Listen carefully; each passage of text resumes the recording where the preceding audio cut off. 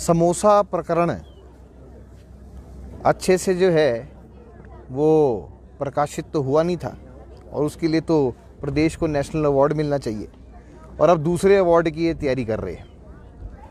और जो social media पे ये पूरा का पूरा जंगली मुर्गा प्रकरण वायरल हुआ, उससे साफ दिखता है कि हिमाचल प्रदेश की सरकार की क्या गंभीरता है।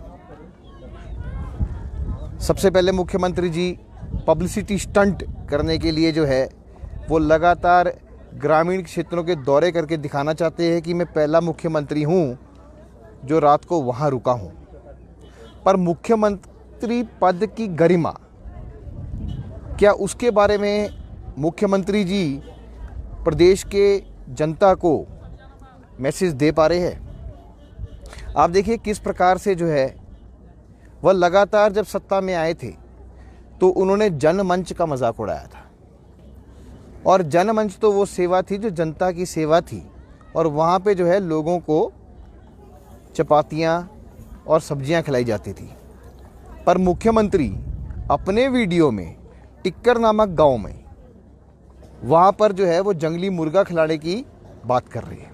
अब देखिए किस प्रकार से मुख्यमंत्री जी ने वहाँ डीएसपी को भी ऑफ़र किया कि आप मुर्गा खाएंगे। उसके बाद धनीराम शांडिल जी उनके साथ बैठे थे, उनको बोले जंगली मुर्गा खाइए। और उसके बाद बोले खिमटा जी आप तो खा ही लीजिए, आप तो खाते ही होंगे। तो इस प्रकार का जो वीडियो वायरल हुआ है उससे हिमाचल प्रदेश के मुख्यमंत्री पद की क्या गरिमा रही है और उसके ऊपर क्या चर्चा पूरे हिमाचल प्रदेश में आज की डेट में हो रही है। एक बार फिर हिमाचल प्रदेश जो है वो चर्चा का विषय बन गया है और वो भी मजाक और हंसी का पात्र बन के रह गया है। ऐसे प्रकरण जो है वो शर्मसार है। और ख़ासकर जब हम हिमाचल प्रदेश को देवभूमि कहते हैं, जहाँ देवताओं को पूजनीय माना जाता है, जानवरों को पूजनीय माना जाता है, उसके ऊपर इस प्रकार की टिप्पणी, और वो भी गांव में किसी के घर पर। इसके उपरांत वाइल्ड लाइफ प्रोटेक्शन एक्ट का मैं यहाँ जिक्र करना चाहूँगा कि वाइल्ड लाइफ प्रोटेक्शन एक्ट 1972 में बना था और 2022-23 में संशोधित हुआ था। उसमें साफ लिखा है कि जंगली मुर्गा एक शेड्यूल्ड कैटेगरी बर्ड है, उसका शिकार नहीं किया जा सकता, जहाँ की प्रदेश में जो है शिकार पर प्रतिबंध लगा हुआ है। और आप वहाँ पर सरकारी मेन्यू में आप प्रकाशित करते हैं कि जंगली मुर्गा मेन्यू में डिनर में चीफ गेस्ट को और लोगों को दिया जाएगा। तो यह तो आप देखेंगे कि मुख्यमंत्री की भी खामी है, प्रशासनिक अधिकारियों की भी खामी है।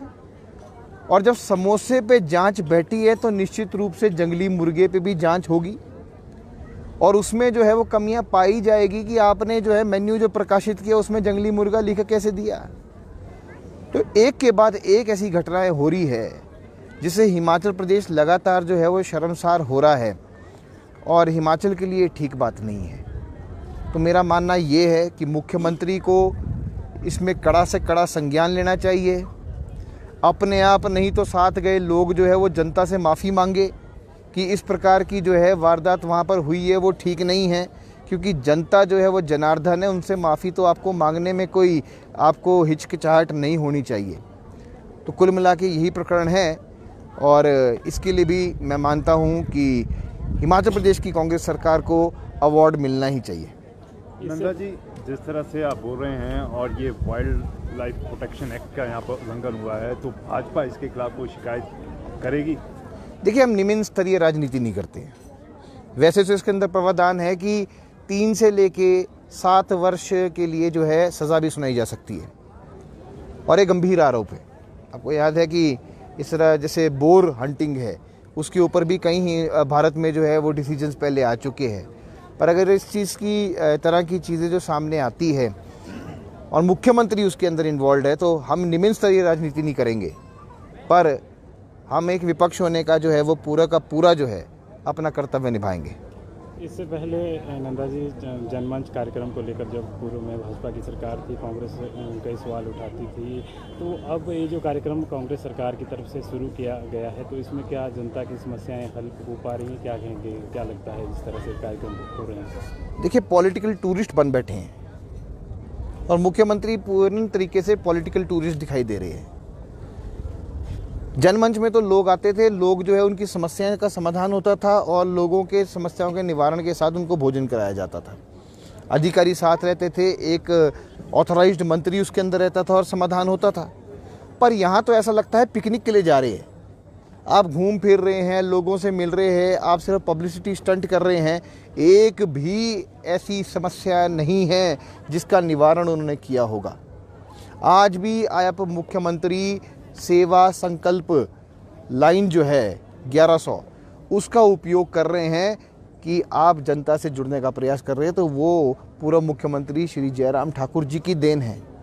आपने कुछ नहीं किया है, आप केवल मात्र सैर सपाटे के लिए आए हैं, झूठ बोलने के लिए आए हैं और जनता को गुमराह करने के लिए आए हैं। और इस प्रकार की चीज़ें जो है वो लगातार भारतीय जनता पार्टी के आरोपों के ऊपर मोहर लगा के उसको सत्यापित कर रही है।